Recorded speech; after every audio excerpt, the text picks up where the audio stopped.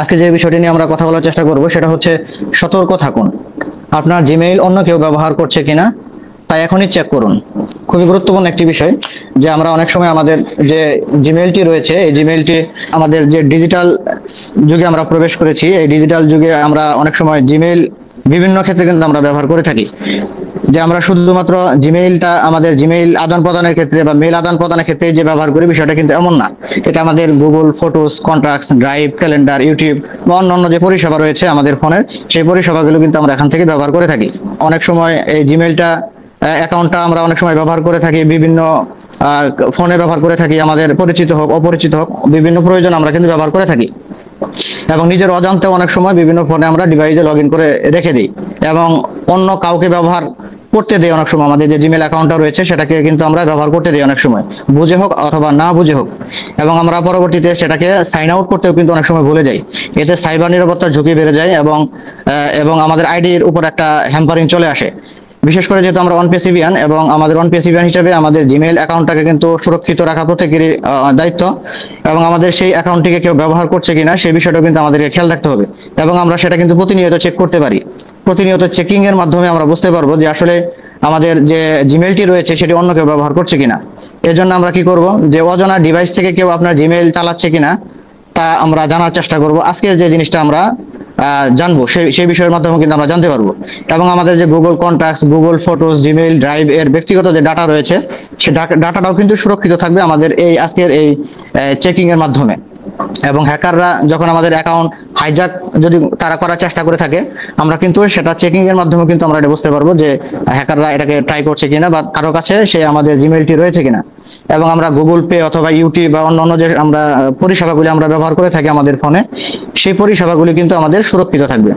অন্য কেউ যখন আমাদের পাসওয়ার্ড বদলানোর আগেই যদি ওনারা যদি ব্যবহার করেও থাকে, যদি ওনারা পাসওয়ার্ড বদলিয়ে ফেলে, যদি আমাদের এরকম মনে হয় যে যেহেতু আমি ওই জায়গাতে বা আরেকটি ডিভাইসে আমরা একটা জিমেইলটা আমার অ্যাক্টিভ করেছিলাম, সেক্ষেত্রে যদি যখনই মনে হয় তখনই আমরা সেটাকে নিয়ন্ত্রণ করার চেষ্টা করব। এবং যদি কারো ফোনে লগ ইন করা থাকে আমরা সাথে সাথে সেটাকে লগ আউট করার চেষ্টা করব। এবং লোকেশন যদি আমাদের কিন্তু ওখানে লোকেশন দেখাবে, সেই লোকেশন দেখেও কিন্তু আমরা দ্রুত সেটাকে আমরা পদক্ষেপ নিব। এবং এটাকে আমরা কিভাবে চেক করব, আমরা যদি এটাকে চেক করতে চাই অবশ্যই আমাদেরকে জিমেইল অ্যাকাউন্টে যেতে হবে। জিমেইল অ্যাকাউন্টে যে লোগো রয়েছে লোগোতে আমাদের ক্লিক করতে হবে। লোগোতে ক্লিক করার পর manage your Google account, manage your Google অ্যাকাউন্টে ক্লিক করব। ম্যানেজ ইউর গুগল অ্যাকাউন্টে ক্লিক করার পর যে আমাদের অপশনগুলি আসে, যে এখানে হোম আসে, পার্সোনাল ইনফরমেশন এবং সিকিউরিটি যে অপশনটি আসে, সিকিউরিটি অপশনে ক্লিক করে আমরা একটু নিচের দিকে স্ক্রল ডাউন করব। স্ক্রল ডাউন করার পর আমরা দেখতে পাবো যে ইউর ডিভাইস বা তার নিচে লেখা থাকবে যে device where you are sign in, এখানে লেখা থাকবে। এবং আপনি কারেন্টলি যে সেটে আপনি জিমেইলটি ব্যবহার করছেন সেটা কিন্তু আপনি দেখতে পাবেন। এখানে আরেকটা কথা হচ্ছে আপনাদের জিমেইল কোথায় লগ ইন করা আছে সেটাও কিন্তু এখানে দেখা যাবে। যদি কোনো অচেনা ডিভাইস বা লোকেশন থেকে থাকে এখানে কিন্তু সেটাও কিন্তু আপনি দেখতে পাবেন। এবং লোকেশন হোক সময় হোক এখানে কিন্তু বিস্তারিত তথ্য দেখাবে। এবং কোথা থেকে এটি চালানো হচ্ছে অথবা কোথায় এটি ব্যবহার হচ্ছে সেটাও কিন্তু এই লগইন এর মাধ্যমে কিন্তু আমরা এটা কিন্তু চেক করতে পারবো। এই জন্য আমরা এটাকে সাইন আউট করব। সাইন আউট করবো কিভাবে, আমরা দেখব যখন আমাদের নিজস্ব যে ফোনটি আমরা ব্যবহার করছি সেই ফোনে যখন আমরা দেখব এখানে দেখাবে কিন্তু কারেন্ট সিজন, এখানে যেটা আমরা অ্যাক্টিভলি ব্যবহার করছি এখন বর্তমানে বা আপনি ফোনটি যে ব্যবহার করছেন এখানে কিন্তু লেখা থাকবে কারেন্ট সেশন। আর নিচে যে অন্য যে ডিভাইসগুলি দেখাবে, যদি আপনার ডিভাইসটি যদি অন্য কেউ জিমেইল অ্যাক্টিভ করে থাকে অথবা আপনি অজান্তিক কোথাও আপনি লগ ইন করে থাকেন, লগ ইন করতে যদি ভুলে যান সেক্ষেত্রে আপনি কিন্তু সেই ডিভাইসগুলো দেখতে পাবেন। সেক্ষেত্রে আমরা কি করব, সেখানে ওই ডিভাইসের উপর আমরা ক্লিক করব এবং ডিভাইসের উপর ক্লিক করলেই সাইন আউট নামে একটি অপশন আসবে। এবং সাইন আউট অপশন আসলে আমরা সেটাকে কিন্তু রিমুভ করে দিব। এবং রিমুভ করার সাথে সাথে আমরা কিন্তু সিকিউর হয়ে যাব। এবং সেখান থেকে কিন্তু যার ফোনে সেটি অ্যাক্টিভ করা ছিল সেটা কিন্তু তিনি আর ব্যবহার করতে পারবেন না। আচ্ছা, যখনই আমরা এই বিষয়টা জানতে পারবো যে হ্যাঁ আমাদের জিমেইলটি অন্য আরেকটি ডিভাইসে লগ ইন করা ছিল, আমরা সাথে সাথে এটাকে লগ আউট করে দিব। এবং আমরা চেষ্টা করব প্রত্যেকেই আমরা পাসওয়ার্ডটি পরিবর্তন করার জন্য। পাসওয়ার্ডটি কিভাবে শক্তিশালী করে পরিবর্তন করতে হয় এই বিষয়টা আমরা সকলে জানি, সেভাবে আমরা পাসওয়ার্ড শক্তিশালী করে আমাদের অ্যাকাউন্টকে আমরা সিকিউর রাখার চেষ্টা করব।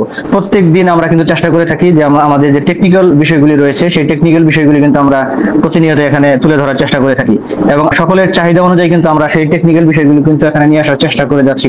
যখনই আপনাদের মনে হবে যে এই বিষয়গুলি আপনাদেরকে জানার বিষয় রয়েছে এবং আপনাদের যেগুলি লেগেন্সি রয়েছে সেই বিষয়গুলি কিন্তু আমরা বরাবরই এখানে নিয়ে এসে থাকি, এবং পরবর্তীতে যদি আপনারা আমাদেরকে জানান যে এই বিষয়গুলি যদি আলোচনা করা হয় তাহলে সকলে উপকৃত হবে, সেই বিষয়গুলি কিন্তু আমরা নিয়ে আসার চেষ্টা করব।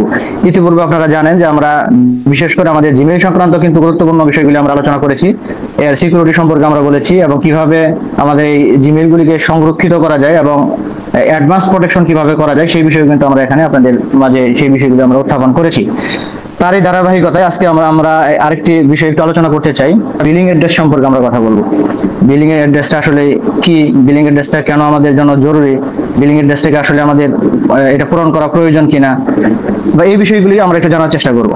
যখন আমরা লেনদেন করবো আমাদের এখানে ইনকাম আসবে, বা যখন আমাদের ফিজিক্যাল প্রোডাক্ট আসবে, যখন ফিজিক্যাল প্রোডাক্টগুলি যখন আমাদের অ্যাড্রেসে চলে যাবে, সেই যে আমরা একটা অ্যাড্রেস দিব সেই অ্যাড্রেসটাই কিন্তু এখানে আমাদেরকে বসাইতে হবে।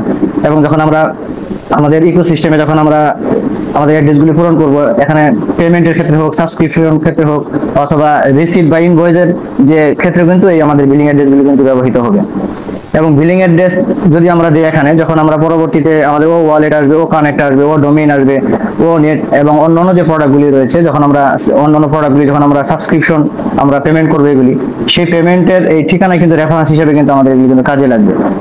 যে কোনো ট্রানজেকশন হিস্টোরি অথবা রেফারেন্সের জন্য কিন্তু এটা খুবই একটি প্রয়োজনীয় একটি বিলিং অ্যাড্রেস মনে করি আমরা। এবং এটি এক ধরনের ভেরিফিকেশন সিস্টেম যেটি আমাদের পরিচয় এবং প্রমাণ বহন করবে, এবং ভবিষ্যতে যদি আমরা পেমেন্ট রিসিভ করার সময় লোকেশন ভেরিফাই লাগে তখন এই ঠিকানায় কিন্তু আমাদের ব্যবহৃত হবে। এই জন্য এই বিলিং অ্যাড্রেসটি কতটা গুরুত্বপূর্ণ সেটা কিন্তু আমরা অনুমান করতে পারছি।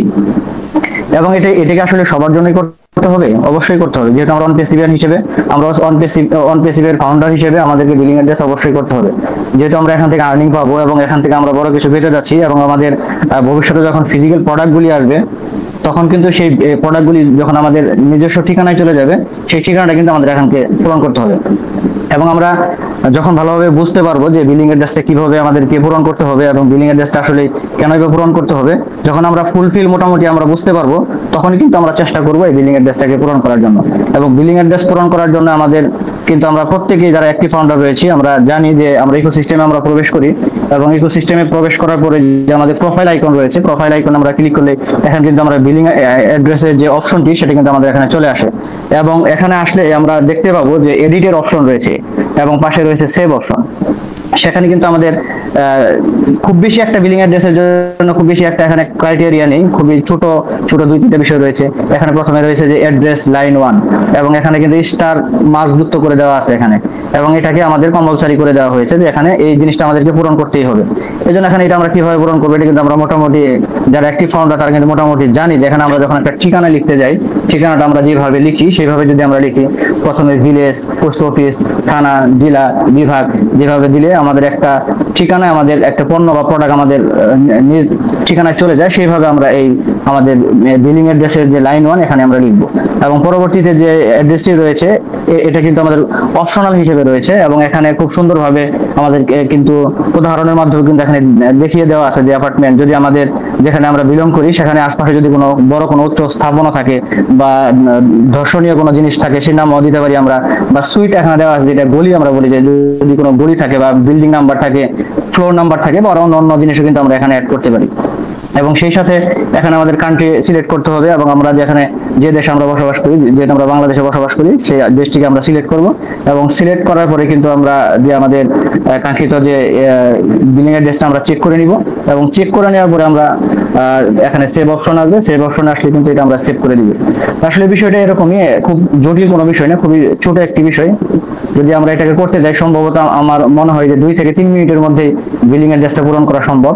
এবং আমরা যখন এটা করতে যাব অবশ্যই আগে আমরা সেভ করার পূর্বে অবশ্যই এটাকে আমরা ভালোভাবে বুঝবো এবং বুঝে সুন্দরভাবে পূরণ করার চেষ্টা করব।